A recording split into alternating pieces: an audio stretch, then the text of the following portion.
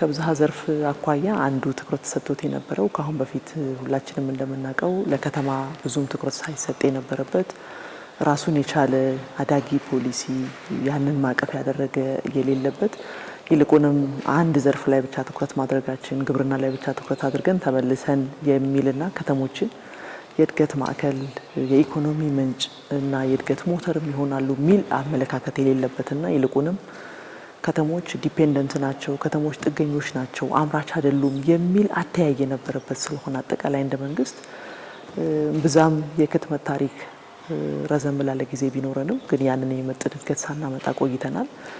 አሁን ግን በተለይ ከለውጡ መንግስት ወዲህ ከተሞቻችን እንዲሁ የስራ እጥ መሰብሰቢያ፣ የመልካም አስተዳደር እጦት ማሳያ፣ የድህነት ማዕከል ሳይሆኑ ይልቁንም የብልጽግና ማዕከል የእድገት ሞተር እናደርጋቸዋለን። የብልጽግና ማሳያ የሚታይበት ከተሞቻችን ናቸው። ከተሞቻችን የእድገት ሞተር እናደርጋቸዋለን የተባለው የፓርቲም የክቡር ጠቅላይ ሚኒስትራችንም ኢኒሼቲቭ እሱን ማዕከል አድርገን እኛም ደግሞ እንደ ተቋም ፖሊሲ ቀርጸን እየመራ ነው የሚገኘው። እንግዲህ ከተሞቻችን ከመቼውም ጊዜ በላይ በከፍተኛ እድገት በከፍተኛ የኢኮኖሚ ማዕከል እየሆኑ የመጡበትንና እንዲሁም የፈጠራ የፍጥነት ማዕከላት እንደሆኑ ማየት ይቻላል። ከተሞች እንግዲህ በዋናነት ለዜጎች ምቹ የሚሆኑበት የሚኖርበት ብቻ ሳይሆን የምርት ማዕከልም እንዲሆኑ የተደረገበት መንገድ በሁሉም ዘርፍ በተለይ በከተማ ዘርፍ እና እንዲሁም በመሰረተ ልማት ዘርፍ ትላልቅ አብነት ሊሆኑ የሚችሉ ስራዎች እየሰራን እንደሆነ እናያለን። ለምሳሌ እንግዲህ አንዱ የፍትሃዊነት መገለጫ ፍትሃዊ ሀብት ክፍፍል ከምናረጋግጥባቸው ጉዳዮች ውስጥ ከተማ ውስጥ የሚሰሩ መሰረተ ልማቶች አንዱን እንደ ምሳሌ ማንሳት እንችላለን። በከተሞች የሚሰሩ የትኛው መሰረተ ልማቶች ዛሬ ላይ ድሃውንም መካከለኛ ገቢ ያለውንም ሀብታም የሚባለውንም አካል እኩል ትሪት ማድረግ የሚችልና ምናልባትም በጣም ስተብል የሆነ የከተማ ህይወት መኖር እንዲቻል የተደረገበት መንገድ እንግዲህ በአብነት ማንሳት ይቻላል። እንግዲህ የኮሪደር ልማት ብለን የጀመርናቸው በአዲስ አበባ እንደ ትልቅ ምሳሌ ሊወሰድ የሚችሉ ስራዎች ተወስደዋል። እሱም ማየት እንችላለን። አዲስ አበባ ላይ የጀመርነው ደግሞ አዲስ አበባ የኢትዮጵያ መገለጫም እንደመሆኗ መጠን የአፍሪካ መቀመጫም ናት፣ የዲፕሎማሲ ማዕከል ናት ምንለው ኢትዮጵያ ሲባል አዲስ አበባ ናት ፊቷ፣ አዲስ አበባ ናት ገጽታዋና አዲስ አበባ ላይ የተሰራው ስራ እጅግ የሚያስመሰግን እጅግ የሚያበረታታ ደስ የሚል እንደ ኢትዮጵያውያን አንገታችንን ቀና የምናደርግበት ነው።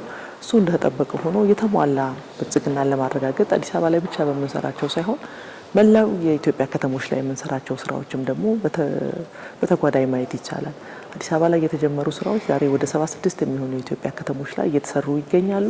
እንግዲህ መጠኑ የተለያየ ቢሆንም ግን ደግሞ ለዜጎች ምቹነትን ታሳቢ ያደረገ ፍትሃዊ የሀብት ክፍፍልን ታሳቢ ያደረገ የሬዚሊያንት የምንለውን የማይበገረውን የአረንጓዴ ጆብም እንዲሁ ደግሞ አረንጓዴ መሰረተ ልማትንም ከግምት ውስጥ ባስገባ መንገድ ስራዎች እየተሰሩ እንደሆነ እናያለን። እንግዲህ በዋናነት የመንግስት አተያይ የፖሊሲ ለውጦቻችን በተጨባጭ መሬት ላይ ውጤት ማምጣት ችለዋል።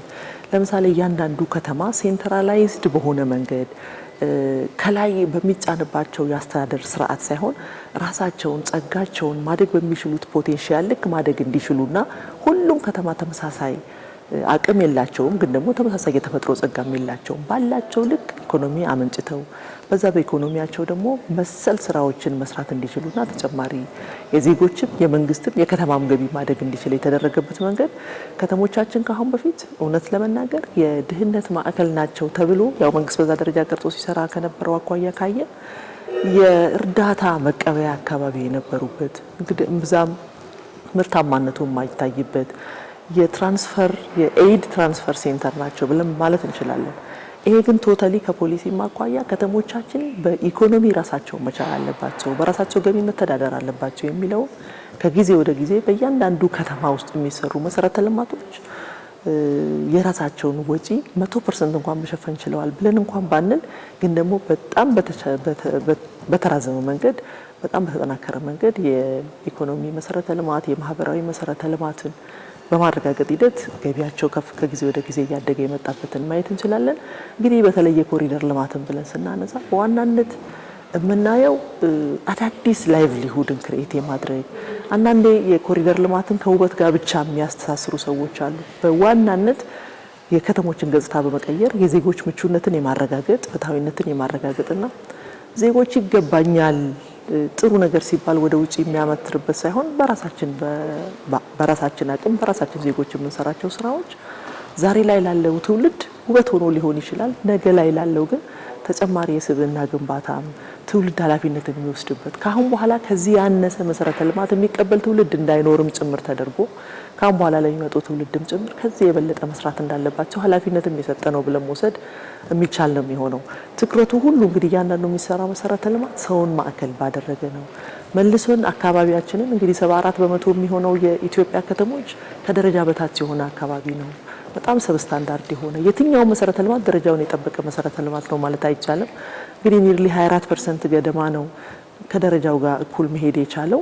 ዛሬ ላይ መልሰን በምንገነባበት ጊዜ መልሰን ወደ ደረጃው እናመጣለን ብለን በምንልበት ጊዜ ድሃውን ከከተማ እያስወጣን ለሀብታም ብቻ የሚሰራው በመልሶ ማልማት ስራ ድሮ ሲሰሩ የነበሩ የዴሞግራፊክ ኢሹና ሌሎች ቻሌንጆችን ፊክስ ማድረግ የቻልንበት እዛው ስራ ላልነበረው ምናልባት እጅ አጠር ለሆነው ወገንም ጭምር ሰው ተኮር ስለሆነ ብልጽግና ፓርቲ መንግስታችንም ሰው ላይ ስለሆነ ትኩረቱ ሁሉ ተጨማሪ ገቢ እንዲያገኝ የተደረገበት በጣም ከደረጃ በታች ይኖሩ የነበረ መኖሪያ ቤት ተብለው ለስም እንኳን መጥራት የማይቻል የፕላስቲክ ቤት ውስጥ ሁሉ ሲኖሩ የነበሩ መታጠቢያ ቤት የሌለው ቤት ብርሃን የሌለው ቤት ውስጥ ሲኖሩ የነበሩ ዛሬ ግን ዜጋውን በሚመጥን ኢትዮጵያዊ ማንነቱን ሊኮራበት በሚያስችል ደረጃ የሚሰሩ መሰረተ ልማቶች እዛው ከከተማ መውጣት ሳይችሉ መልሶ ለራሱ የሚደረግበትን መንገድ አንድም የራሱን አዳዲስ ኢኮኖሚዎችን በመፍጠር በሌላ መንገድ ደግሞ ፍትሃዊነትን ቅድም ለማለት የጠቀስኩትን ማረጋገጥ የሚችል ነው።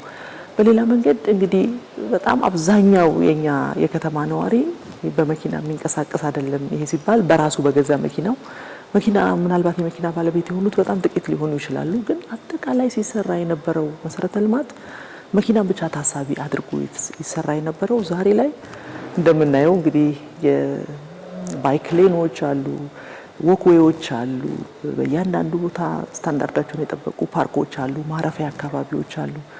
ልጆች ከትላንት ወዲያ እንግዲህ እዚሁ ቅርበት ላይ የነበረን ስለሆነ ቆሻሻ እንኳን የማይነሳበት አካባቢ ዛሬ አዳዲስ ስራ የሚፈጠርበት አረንጓዴ መሰረተ ልማት ተዘርግቶለት ህጻናት የሚቧርቁበት፣ የሚዝናኑበት፣ የሚጫወቱበት እንድ ሀገርን የሚያዩበትን መነጽር ከፍ እንዲል የተደረገበት መንገድ ቀላል ነው ተብሎ የሚወሰድ አይደለም።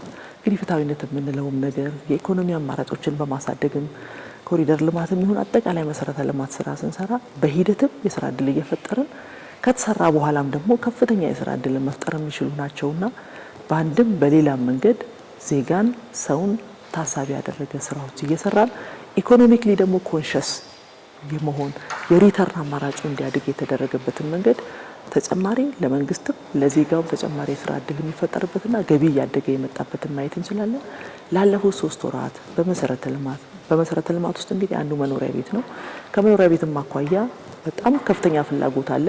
ግን ደግሞ ፖሊሲን የሚያክል ትልቅ ሰነድ አዘጋጅተን ያንን መፈጸም የሚያስችል ደግሞ ስትራቴጂም ቀይሰን ለፖሊሲ ጸድቋል። ይሄ ከጉባ ብስራቶች ውስጥ አንዱ የሆነውን በማረጋገጥ ሂደት ውስጥም እስካሁን በሰራናቸው ሂደት ውስጥ የፕራይቬት ሴክተሩንና የተለያዩ አማራጮችን በመጠቀም የመኖሪያ ቤት ጥያቄን አድሬስ ለማድረግ ጥረት እያደረግን እንገኛለን።